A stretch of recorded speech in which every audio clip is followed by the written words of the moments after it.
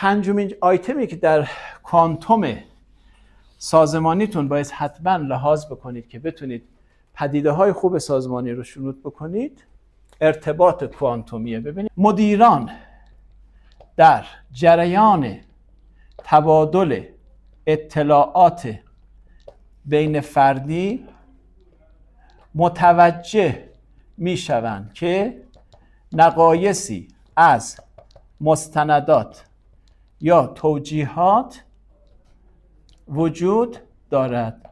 اینو بهش میگن ارتباط کوانتومی.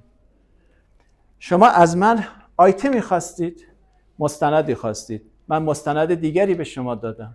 میشه خواهش کنم بگید این مستند ارتباط نداره با اون چیزی که من میخوام. چرا اینو به من دادی؟ گزارش دیروز با گزارش پریروز، گزارش امروز با گزارش‌های غیر قابل توجیه، اینا تفاوت‌هایی دارن. میشه خواهش کنم بگید چرا این مستند رو برام آوردی؟ من از شما چیز دیگه‌ای خواستم، شما چیز دیگه‌ای به من دادید. اینا نشانه‌های و علائمی از بحران‌های سازمانی هستن.